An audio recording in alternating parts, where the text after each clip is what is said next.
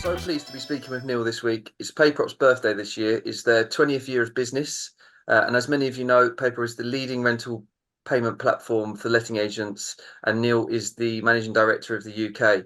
So, Neil, I've got some interesting questions for you. My first one is on looking back on the past 20 years. What key milestones or moments in PayProp's journey stand out? Well, I've not been there for the whole 20 years, so I'm going to anecdotally speak on behalf of some of our founders. Um, Yep. I suppose one of the first ones is a story I was told by one of our founders, our CTO at the time, Jacco van Eden, who said when it first started, and it started in South Africa, there was no ability for an agent to reconcile the payments. It did it automatically. They had this view that agents would be brilliant and seamless and our data would be perfect. And very quickly realized that was not the case. And so all the checks and controls and procedures came in kind of after that to accommodate and deal with the market. And I think that kind of led them on this journey of Mm. helping the estate agents. Obviously, I'm going to pick out 2015 because that is when we joined and launched in the UK. And I think that was pivotal because we were able to take all of that learning and Hmm. take it and bring it and really accelerate our start into the UK. Everybody said, why has it been so successful and where has it Yeah. got? But a lot of that starting and the journey was already there before we launched in the UK. And what we did is we didn't learn twice. We took the Hmm. things that were already there. And then Hmm. I'm going to say that everything regarding going bigger and better, out into Canada, out into the US, every time we went into a new market, it benefited the whole company. It was never Hmm. seen as isolated and this is just that market and what happens there will be of no benefit to Yep. us. Everything fed back and all the success, failures, like every decision we make is a successful one, but all of that we learned once across Hmm. all of those territories and it lifted everybody up. So it's that foundation really that's really helped cement the ongoing success in the UK and other markets. I can Absolutely. appreciate that.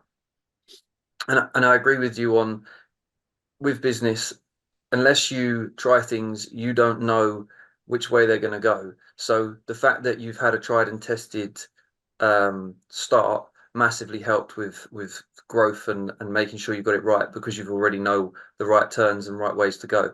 Do you know what? From the top down, it has always been a mentality of that wrong decision is better than no decision at all. Yes. In a tech environment, and certainly within our estate agency industry, which is always evolving, we need to Yep. continue try and adapt. And you're not going to get all of those right. But if you Hmm. sit back and don't make those changes, that's when Yep. things pass you by and the market will Agreed. move on. Agreed. 100% agreed. And I've got something I want to ask you around uh, competitors and the lasting success. And what do you think's contributed to that? Well, the success, I'm going to bring that back down to culture. Hmm. So, right from the very start, the culture in the business has been that we do things the right way, we look after the employees the right way, and we live the values. Don't just write a value down, even down Hmm. to when people first start, they get a common sense handbook. And the common sense handbook is all the things, you're employed for who you are, not what you wear. There's no leadership where you're not open. We want to encourage. We have the values that it's trust, truth, care, and transparency is what we actually, everything that we do. And they live it. That transparency fed down from the founders. There's certain things you don't want everybody seeing everybody else's salary posted, but wherever they could, they were Hmm. transparent in everything, down to even the reasons why decisions were made and bringing people on that journey. And I think that's the culture. And it comes that most companies start out as a business and then decide what they can do as a give back and their CSR and things like that. We started out kind of differently. So our sister company back then was a company called Give and Gain. It was a Yep. completely philanthropic. It was the idea was to build a charity platform that actually gave more money to the charities and gave them an ability to earn and get donations from all around the world. And it wasn't to make money because it was set up as a foundation, but it was that initial idea and that the give and gain comes from because it is better to give than to receive. And that fed through the company even when they came into PayProp. That the idea is that we are there for our customers, we're there for our industry, and the rest, the success will come if we concentrate on that and we look after our employees first, because if we don't look after our employees, they in turn can't look after our clients as a business. And I think that really set the company up for success, because we've got people, when you say 20 years, we've got lots of people in the business who are decades plus, having been within that business more than 10 years, because people stay. Because if you are looked after and the company not only stimulates you, but gives you a way to be on that journey with them, why would you want to leave? And that kind Yep. of stability breeds success within a state agency. With state agencies, we know we struggle with staffing and changes and move. So the more we can stick with a company that is stable, that actually really sings to us within that property market. Hmm. I agree, buddy. I think that's some fantastic stuff from the foundation of how it was built and from the foundation of how you build it for staff. I think Yeah. that it's a great way to look at it and to be so open and transparent with staff I'd massively like to makes them feel say a I'd part like of to it. say it was me, but it wasn't. That was actually partly what attracted me to the business. It was already Yep. there and set up. I've just continued with it because it is such a good way to run a business. And I honestly, I've been in some very toxic businesses in my life where it's all authoritarian and you do what I say because I have the title to do so. And it's really refreshing to work into a company that actually has that whole collaborative feel. Um, Yep. I was at an event yesterday where this whole thing of culture was all being discussed, because it is so important. Yeah. It is massively. It's so important. And Neil, I want to ask you on um, in the last 20 years, in response to sort of new industry technologies, how's PayProp evolved in changes and things like that? Oh, wow. Well, there's words for what we do that weren't even there when we started doing it. The key buzzword It's is a so block. true. Yeah, the key buzzword at the moment for everybody is blockchain. In essence, what PayProp set up with its private communication within the banking that had never been seen before was a private blockchain that we'd set up. We just didn't have a word for it back then. We were just facilitating a need that the industry had to be able to have these payments go. And then since then, the evolution of the way people can take payments, the growth of direct debits and the other kind of payments, we've had to build those in. But I would say the biggest change that we've had to develop over the last 20 years is the demand for now. Hmm. As a whole society, our need for things to be instantaneous, our level of patience has gone down to zero. You'll see it. People pull up at a junction and they're waiting 10 seconds for traffic to be like, oh, why can I not just pull out when I need? Our level of patience because of this, the need for now, and that's passed through in all of ours. Tenants pay their money. They want to know you've received it instantaneously. If they don't get it back, why not? What is wrong with you? Why are you not letting me know?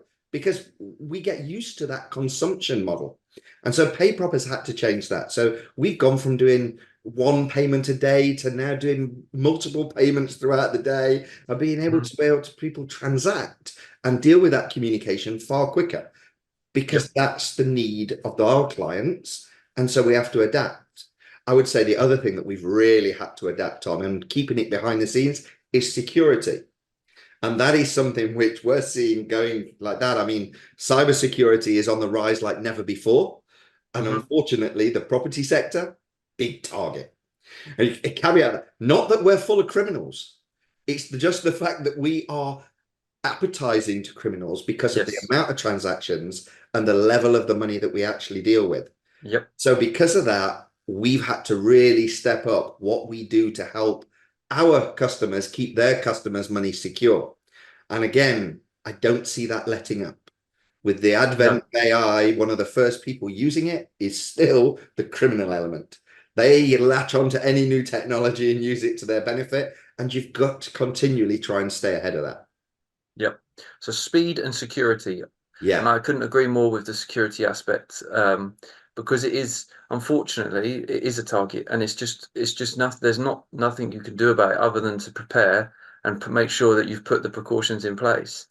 You don't want to be the person that has to go and say to a client of yours or a tenant of yours that that money has been lost Yes. because of something that we have done. You know, a weak point in our system allowed somebody to con you out of your rent or con you out of your money or out of your sale deposit. I mean, that is such a bad conversation to have. You just want to make sure you've got the procedures and the right security in place that you don't have to have that difficult conversation. Brilliant. And I couldn't agree more. My next question I've got is on customer success stories. And is there one highlight One that you can highlight. think of? You're One. gonna Give me kill one. me here, Lee. One. I can't. I can't. Okay.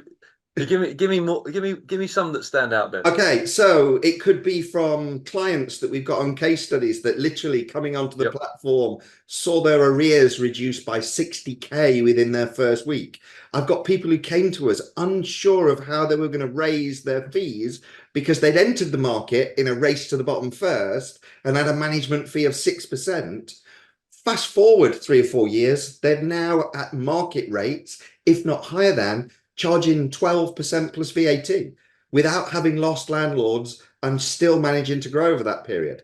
We've got people who have been able to free up members of staff to really go out and win business where they felt they were just adding admin. You know, for each person, and I've got one who we've got a testimonial video who spends more time at the allotment. It's for each person, it's unique for them. What we do and the really thing our customer success stories, and we ask them what they've done with it, is the time that we've given them. Yep. You know, it's the one thing, no matter how much money you've got, you can't buy more time, but that money can give you access to that finite resource you've got. And that's what PayProp, putting it in, that's its value proposition. What we then do, and the reason we've got so many stories is because what a client chooses to do with that, how they get that value, how they allow that to enrich their lives, their employees, or their business.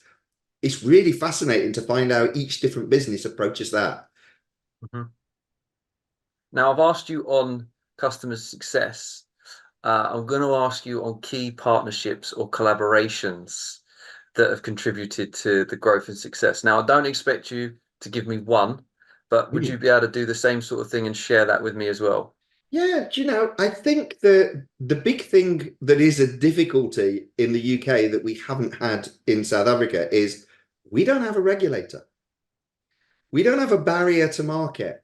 So I think one of the things that really contributed to our success is that we went out and spent a lot of time with those self-regulating industry bodies. And there's a whole heap of them, you know, they all run the CMP providers, they've all got their own, the redress schemes, there's the property marks and the RICSs of the world. We went out to evidence them how our system can help them with their robust controls, audit, and security because they are all about wanting to raise the standards in our industry. And what we went out and with those partnerships is show them how we can be another way that they can enhance that for their Mhm. members, the associations. And I think that was really key. And it comes back to those original visions and values: truth, care, and transparency.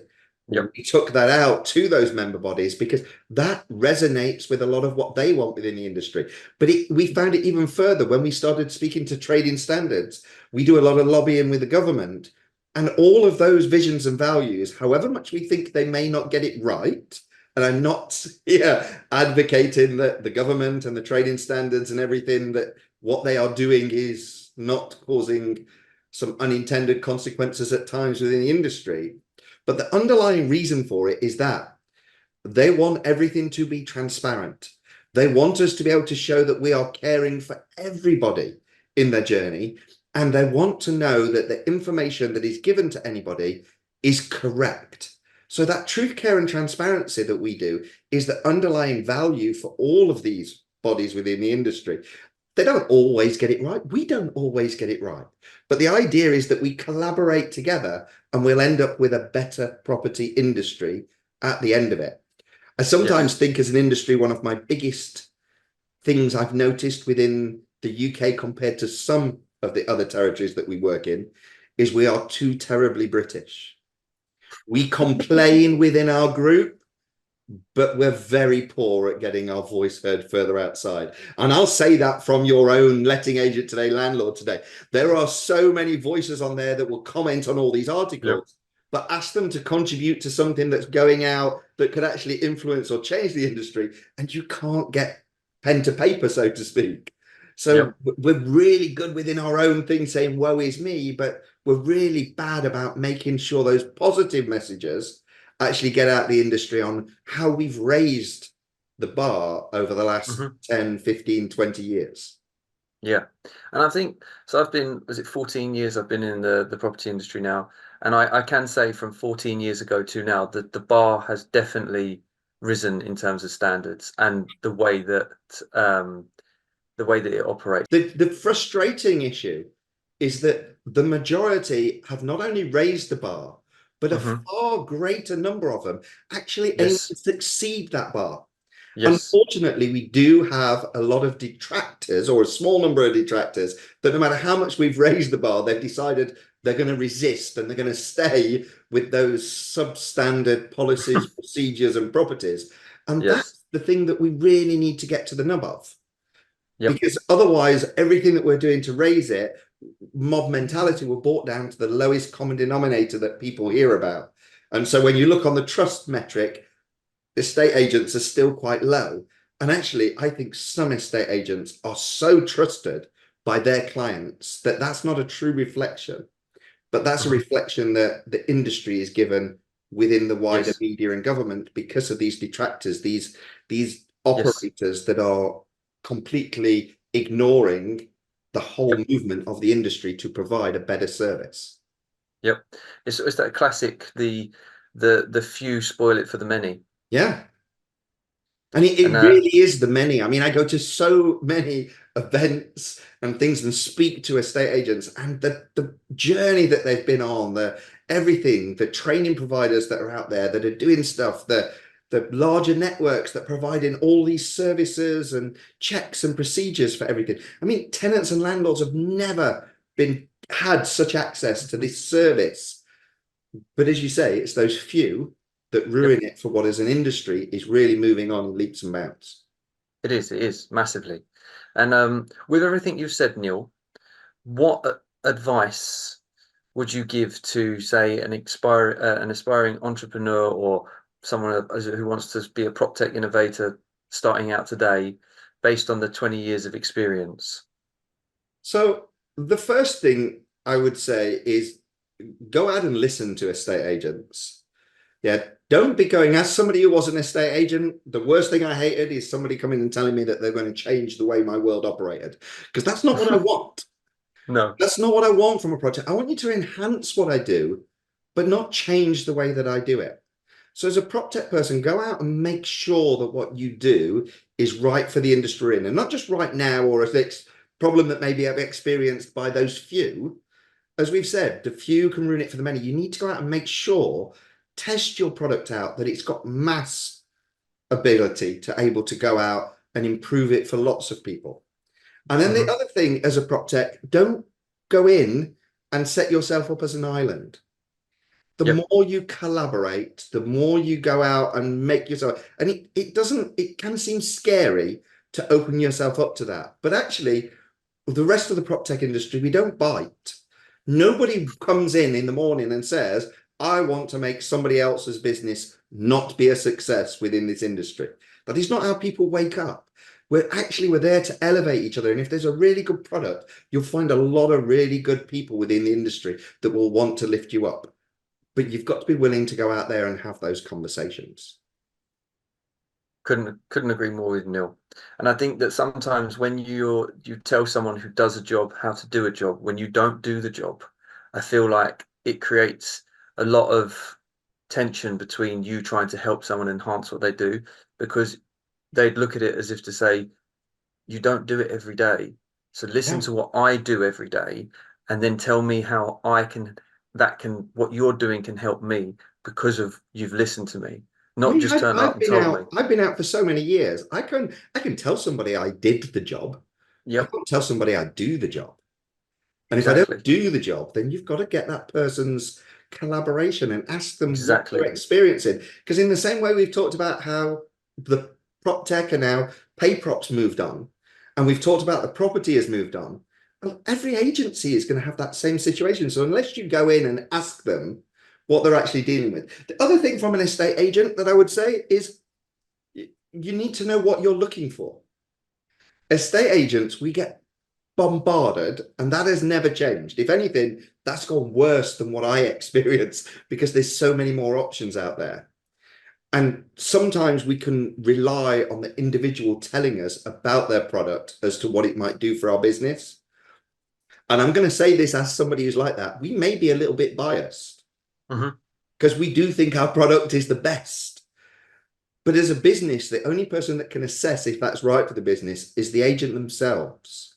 Yes. And sometimes them knowing the outcome of what they want to do with their business, if we were to give you back that time is great. Do you know what you want to achieve with that time? Because if I give it back and you do nothing, then the value of my product is hugely diminished. So what is it you want to achieve? And then see if that product can help you get there. Rather than, I really like what this person's selling me. They're really excited about it. I think that might be good for our business. Bring it in. Ooh, how do I make this work for our business? It's the wrong way round. And I've seen people end up with lots of prop tech products, 9, 10 things that they feel they've enhanced their world, but actually it hasn't really changed how they operate or how they actually integrate those because it wasn't the need for that business at the time. Neil, thank you so much for answering all my questions, It's a taking the pleasure as time out, always. and I really, really appreciate it. No problem. Look forward to the next time, Lee. Thanks a lot, Neil.